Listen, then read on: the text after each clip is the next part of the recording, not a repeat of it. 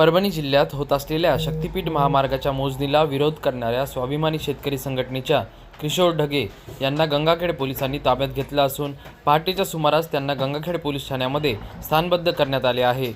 या मार्गाला मागील अनेक दिवसांपासून शेतकऱ्यांचा विरोध होतोय। त्यात विविध संघटना आणि पक्षाचे पदाधिकारी देखील याबाबत विरोध करत आहेत।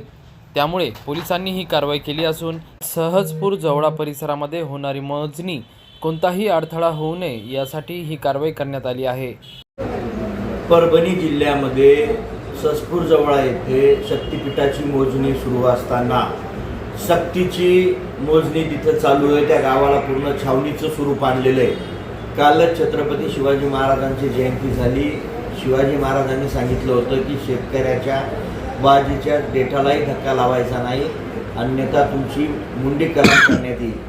परंतु शिवाजी महाराजांचं नाव घेऊन काम करणारे हे सरकार आज शेतकऱ्यांची जमीन उद्ध्वस्त करत आहे, त्याला देशोधडीला लावत आहे आणि या बळजबरीपणानं हे करत असलेल्या नुसत्या शेतकऱ्यावर नाही तर त्यांच्या मदतीला धावून जाणारे आमच्यासारखे स्वाभिमानी शेतकरी संघटनेच्या कार्यकर्त्यांची सुद्धा या पोलीस विभागानं धरपकड सुरू केलेली आहे।